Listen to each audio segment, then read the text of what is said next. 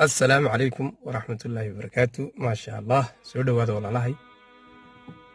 هل قصة عجيبة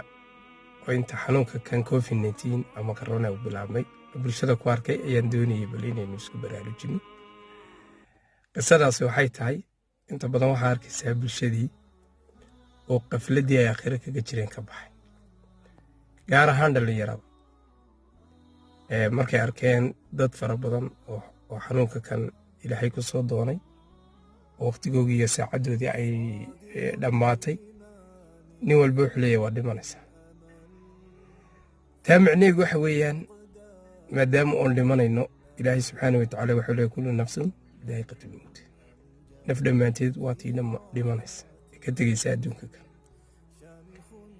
haddii marka haddaba taa ogaanay inaynu dhammaantiin wada dhimanayno aynu ku xukumanahay dadku haddaba imika inta xanuunkani bilaabmay qafladii waa ka baxeen wata qisadaan u dalleeyay qof kasta waxaad arkaysaa isagoo is jira oo la waa dhimanaysa qofkan xaqiisa iska ilaali kanka oo markii horeba adduunka inaynu ka tegayno maynaan ogeyno qof walba qofka kale uu xaqiisa iska jiro waxaa weeyaan miduun bay keensanaysaa dadku markii hore qaflad bay ku jireenoo laba shayna nabigu sidoo inoo sheegay qalbiga qofka bini'aadamka waa u dhalinyaro waa maxay xubudiya wa tuulul amal adduunya jacayl iyo waad sii noolaan doontaa qofka bini'aadamka naftiisu marnaba kama gabowdo xataa ka sariirta saaran marka waxa weeyaan xanuunka kani haddaba markuu yimi waxaad arkaysaa dadka xaqiisa iska ilaalinaya dad badan oo markii hore hawlo badan ku jiray oo toobad keenay maasha allah ilaahay subxaanahu wa tacaala soo celiye marka qisada haddaba ku jirtaa waxay tahay mar kasta oon geerida xasuusnaano waynu ogaano inaynu adduunka ka tegayno laba shay oo nolosha macaaneeya inoo soo baxay labadaa shay waxaa weeyaan horta adduunyadan qiimaheega horta waad ogaanaysaa inaad ka soconayso oonad joogayna waad ogaanaysaa taa markaad ogaato ta labaad ee ku soo baxaysa waxa weye inay nolosha ku macaanaato ood noqoto qof isjira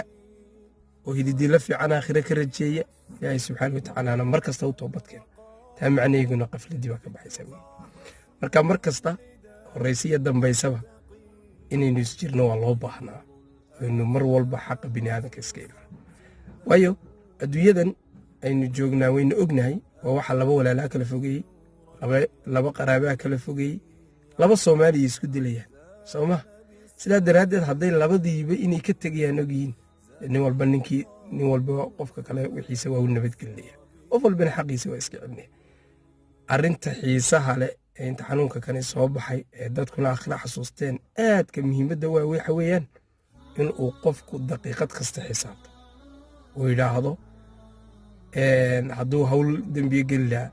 war bilow taasna waxay keentay inay noloshii macaanaato ilaahay subxaanahu wa tacaala mar walba munaajadiisa la noolaato marka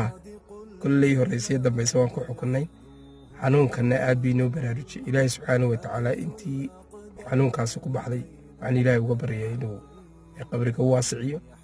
intaa wahayana ay ka kacaan ay ka caafimaadaan inta caafimaadka qabtana ilaahay subxaanahu wa tacaala u keeni nolosheer intaa ku noolnahayna aynu mar kasta qafladda ka baxsanaano dad safar ku jira inaynu nahayn ogaano maasha allah tiina maanta waanu ognahay arrintaasan inta badan bulshada aad ugu arkay waan jeclaystay inaan walaalahayna la wadaago waana baraarujin fiican waa wada toobad keennay ilaahayna haynaga aqbalo asalaamu calaykum waraxmatullaah wabarakaatu.